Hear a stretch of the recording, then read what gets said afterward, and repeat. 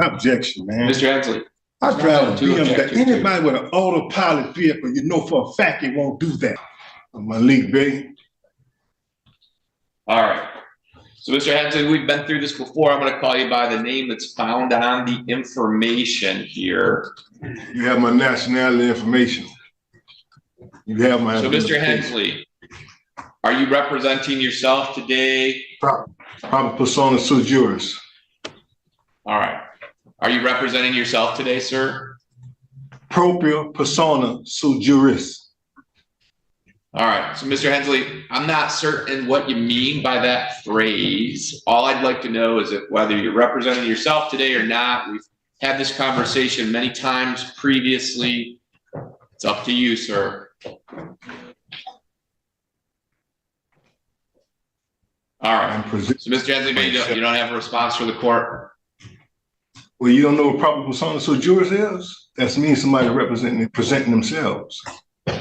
All right. So is that what you want to do, is represent yourself today? I'm presenting myself, Islam, yes. Okay. And then as we've talked about several times, do you understand that representing yourself can put you at a disadvantage to other folks like the people who have attorneys that are representing them? Do you understand that? No, I do not. Okay. What don't you understand about that? None of it. You don't understand any of it? I don't understand it has a disadvantage. You don't understand what? Did you say the disadvantage? Yes. How's the disadvantage? In what term? In what manner? So the disadvantage would be that they're familiar with the rules of court, that they're trained lawyers and the rules of evidence and things of that nature, things that we've discussed many, many times. So are we talking about law, or are we talking about codes? We're talking about statutes. We're talking about court rules. We're talking about case authority. Do you understand that you could be at a disadvantage? I understand law. Are we discussing law? Or I'm not going to play this game. Hey, Deputy, I want you brought over here in person. We'll put this all on the record.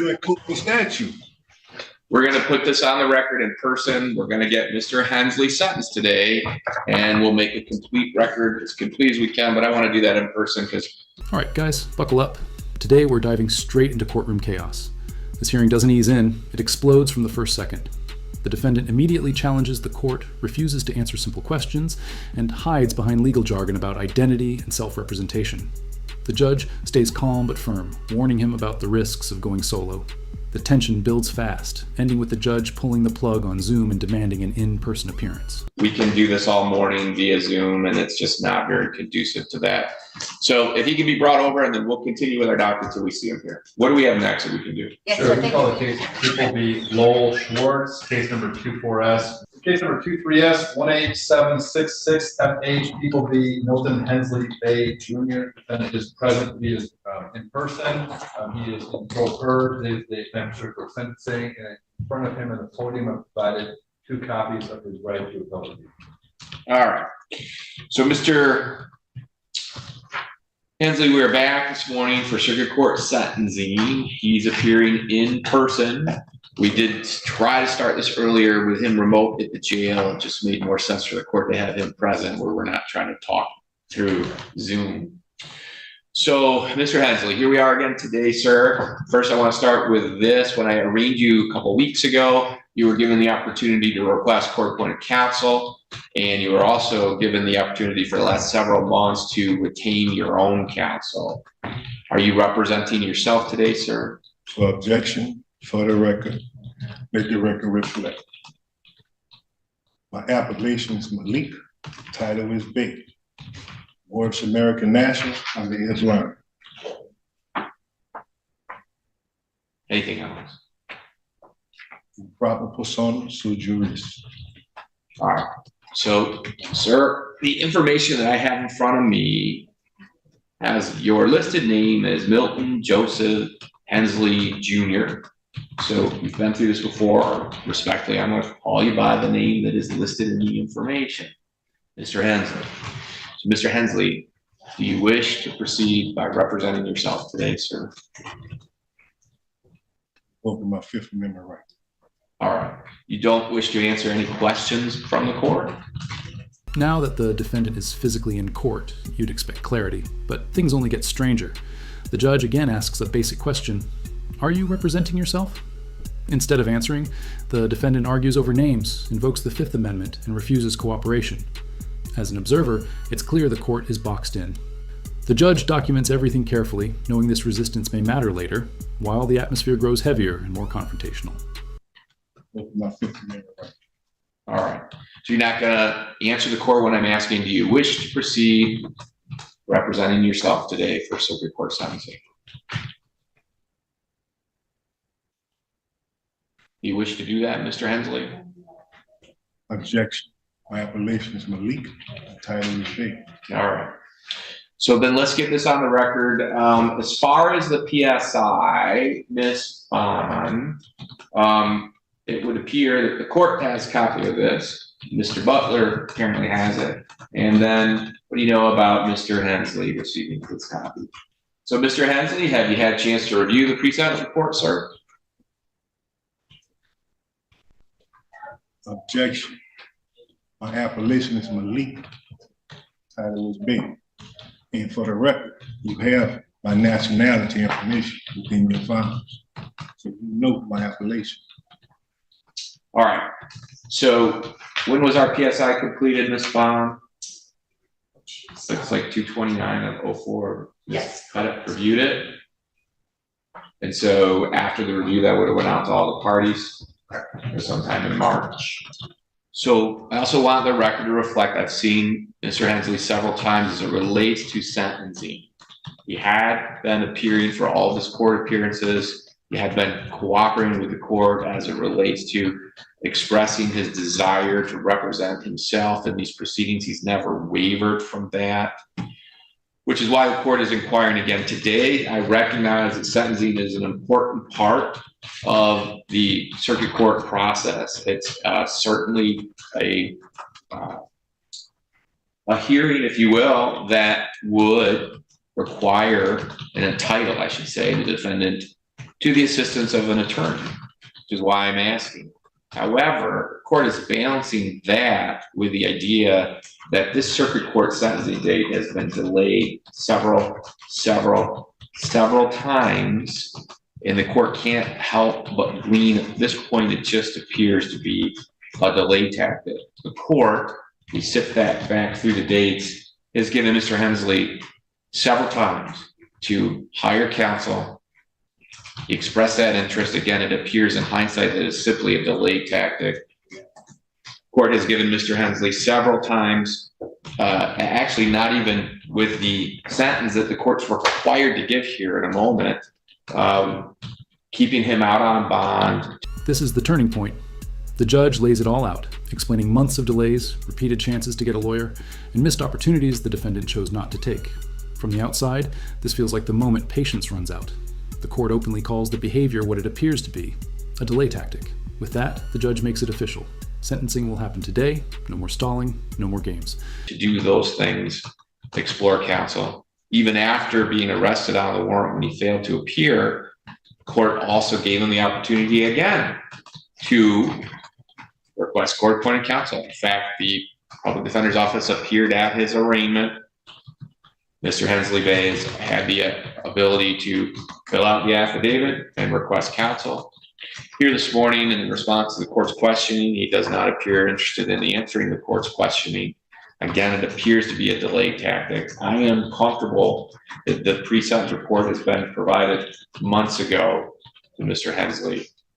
I am comfortable Mr. Hensley has been given ample opportunity either to retain counsel, to ask a court-appointed counsel, and therefore the court's going to proceed with sentencing today. I can't continue to allow this delay of the matter in what appears to simply be at this point, series of incidents and responses, or lack thereof, responses simply to delay the matter. I know Mr. Hensley's been engaged with this. We have several filings that are not court filings that he has continued to send to the clerk's office. some of which he has referenced, none of which have anything to do with the case and or the court's requirement to get him sentenced now that he has been convicted several months ago of these crimes. So what I'm going to do is I'm going to start with then Mr. Buckler. As it relates to the PSI, are you aware of any corrections, additions, or deletions that need to be made with it other than what we've already placed on the record with probation? I would just ask the court to take a look at offense variable 4 regarding psychological injury to the victim. We did receive a victim impact statement. It looks like it came from Robert Siegel, who was the male occupant of the vehicle. In this case, the victim. We received that just this morning, about 2 hours ago. So I could read that. I do believe it references facts to validate scoring for week 4. All right. So why don't you read that? Okay. This is from Rob Siegel. That's S-I-E-G-E-L. He says, "I do have things to say to the judge and the proceedings that I would like to be read during the sentencing below. Your Honor, I apologize for not being here in person today, but I could not find the time again to keep seeing this through. The amount of stress and anxiety Mr. Hensley has caused my family is downright disgusting and infuriating. Pull a gun on a family driving down the highway for nothing more than getting out of his way, not getting out of his way fast enough is obscene. My daughter, who was only 9 years old at the time with special needs, was terrified, and it took months for her to feel comfortable riding in any vehicle again, because she was scared someone was going to cut her life short for seemingly no reason at all. My wife had to start and is still in therapy over this whole situation, which has thankfully helped her anxiety levels to become manageable, but also is not covered under our insurance. So it's cost us quite a large sum of money, and that brings with it its own stresses to our family and social life. I find myself driving and cannot seem to relax because anyone I see speeding up behind us reminds me of the terrible people in the world." This section shifts the entire tone.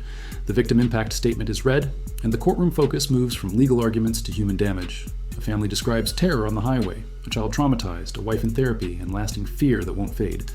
As a viewer, this is where the case stops being abstract. The emotion is raw, detailed, and devastating, making it impossible to ignore the real-world consequences behind the charges. And just how ignorant someone can be with disregard for others' lives, including those of its own family and child in the car.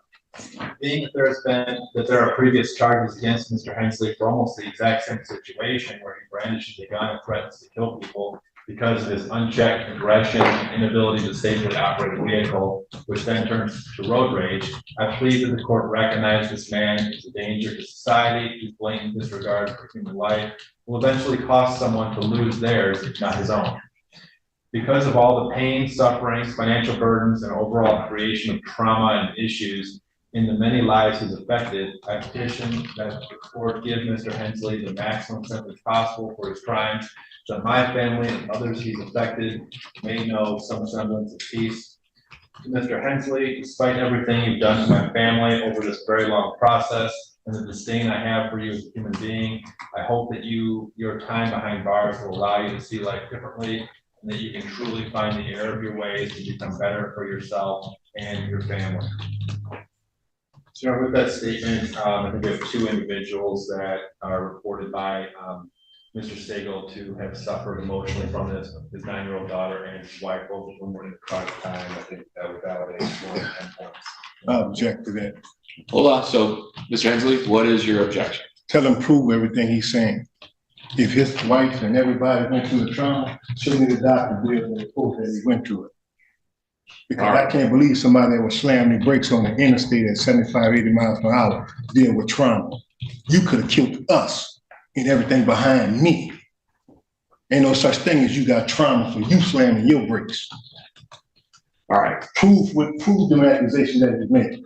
Prove it. All right. So, sir, I am going to grant the script like you coming from a movie or something. I am going to grant the request for scoring OB4 based on the victim impact statement here. It does appear to meet the definition. Now, OB4, for the record, psychological injury to a victim could be scored 10 points. Here's where the defendant pushes back, and it backfires. He attacks the victim's credibility, demands proof, and minimizes their trauma. Watching this unfold, it's clear the strategy is risky. The judge responds decisively, explaining the law and confirming that psychological harm doesn't need receipts to be real. The sentencing score increases, raising the stakes immediately. This moment shows how courtroom outbursts can directly worsen outcomes, not improve them. If the serious psychological injury may require professional treatment, and in making the determination, the fact that the treatment has not been sought is not conclusive.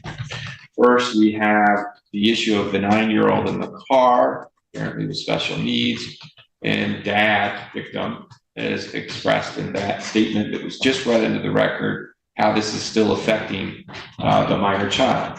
And that makes sense in court as it relates to somebody that's 9 years old and was observing somebody pull up next to them and point a handgun at them. Still haven't been proven for the record.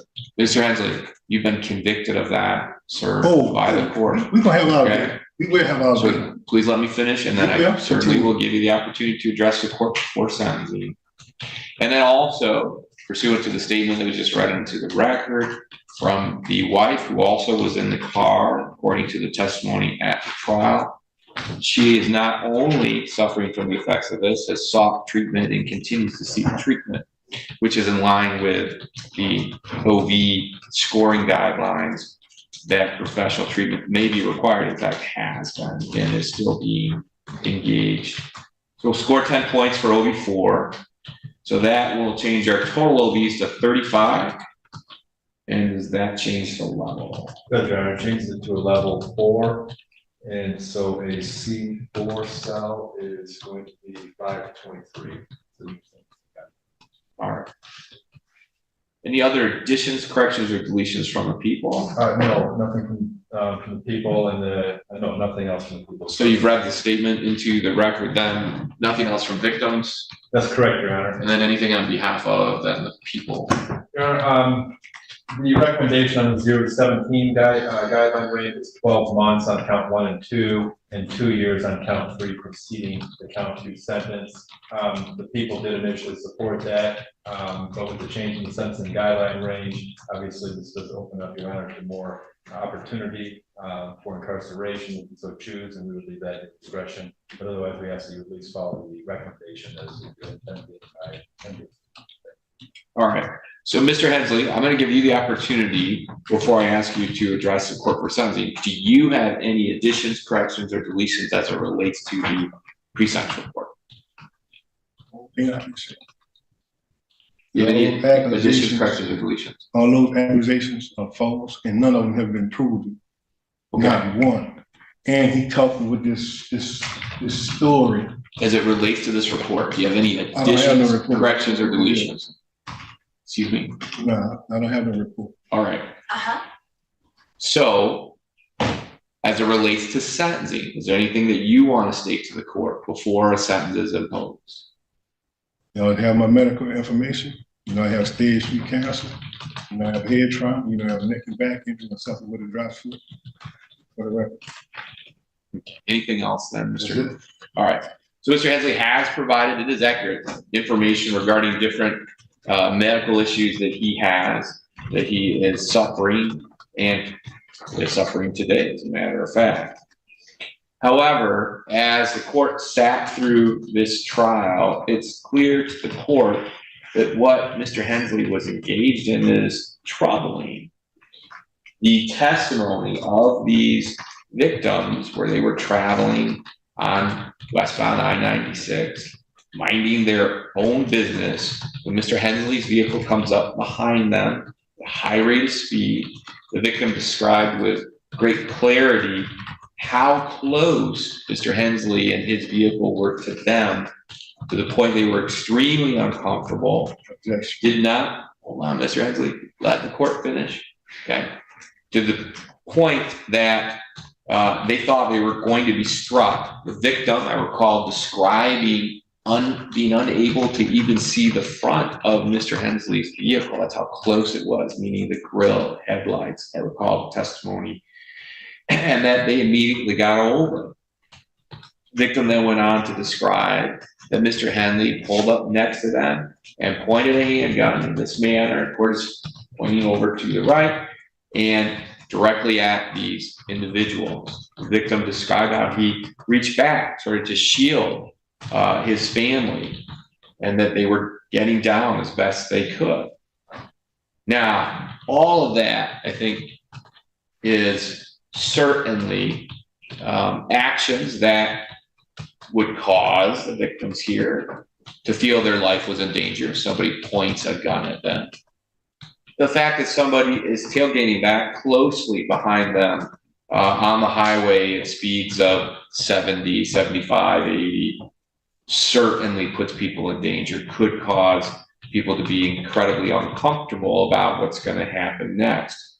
But it's a long way, Mr. Hensley, the court saying, having sat through the trial, you create the situation by driving in a manner that makes these folks uncomfortable, by coming up on them at a high rate of speed and following them that closely. Objection, man. Mr. Hensley. I drive a BMW. Anybody with an autopilot vehicle, you know for a fact he won't do that. Right. That's a fact. So Mr. Not Hensley. what he giving you on out of his mouth. A fact. An automobile will not get up on nobody automatically with jam brakes. I told you BMW does that. The trial is over. You had an opportunity to cross-examine those witnesses. I did that, and you deleted everything I said. Yeah, court and you heard everything that they said was a lie. So now and you know it was a lie. Let the court finish. All right. So the testimony was as the court has described, and there is no doubt that all of those actions Mr. Hensley is responsible for. That's the ironic part of it. He creates the situation that causes discomfort for these drivers, and then he's the individual that introduces a gun to the situation. Court heard 404B evidence that was remarkably similar, where Mr. Hensley is right on the bumper of a young lady, Grand Rapids, Kent County area, and then when she is very uncomfortable and pulls over and stops, Mr. Hensley again introduces a gun, pointing it at that individual. Now, I mention this because I'm not using that as it relates to a sentencing issue. I'm using that and that it's clear Mr. Hensley drives in a manner that endangers other people, that causes them to report his activity to other people. And then when they attempt to evade, if you will, what Mr. Hensley has caused, then he introduces a gun to the situation. Now, Mr. Hensley, I don't have to tell you that it's fairly obvious that in today's world, right, today's world of shall issue CPLs, that even if you believe that somehow you're justified in displaying a weapon, and for the record, there's nothing in this trial, nothing this court heard with the 404B evidence or the incident at hand here that we're sentencing you on that would suggest that in any way, shape, or form that you were not responsible, that you had any legal justification to introduce a weapon to it. But the judge now walks through the crime in chilling detail. Tailgating at high speed, pulling alongside a family, pointing a gun, each action is laid out methodically. Then comes a sobering warning. Similar behavior elsewhere ended with 2 armed drivers killing each other. From a third-party view, this isn't just sentencing talk. It's a blunt lesson about how reckless choices spiral into deadly consequences, even when no one intends that ending. Even assuming in your own mind that you were, what happens with that in today's world is they would have a very easy avenue to articulate, I felt in fear for my life or great bodily harm, and assuming they were lawfully carrying a gun, could take action, shoot you, in other words.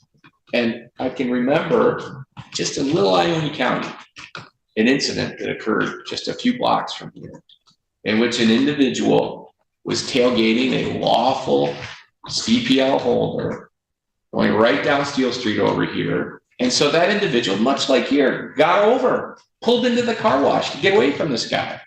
And the guy behind him pulls right in behind him, much like in the 404B evidence I heard with you.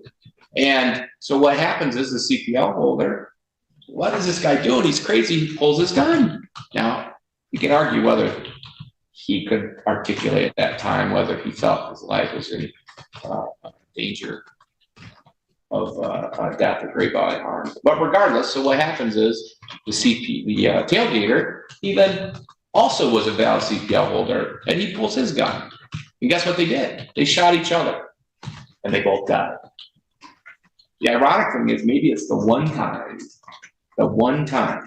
that a government program worked 100%, because to get a valid CPL, you have to take this course, do all those things. And part of that is shooting your gun 15 times or something. I can't remember. I worked on my own car. I knew about a CPA. Yeah, well, my point is, so they both hit their mark and they're dead. And it's started from something just like this. And so my point in demonstrating the story to you, retelling the story, is when you engage in this kind of behavior, it puts your own life at risk. Put your own life at risk.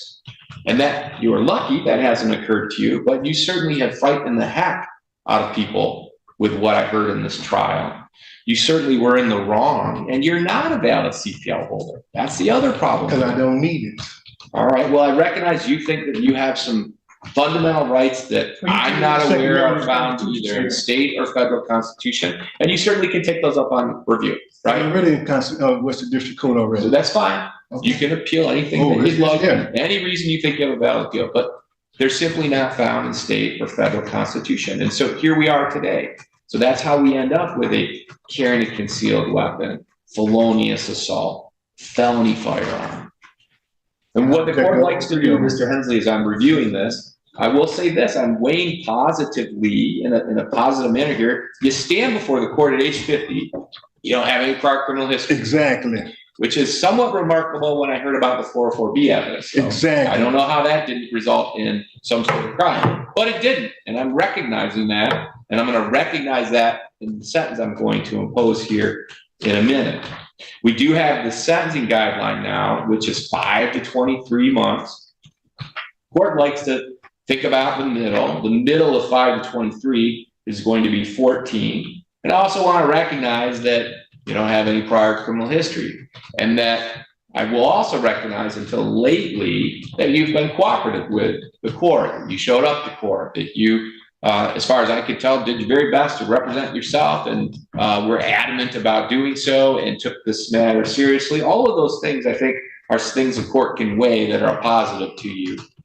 The negative, though, sir, is the outcome of this is your actions, and one causing this and then making it worse with introducing the gun and pointing it at this family on the date in question. Can they prove that?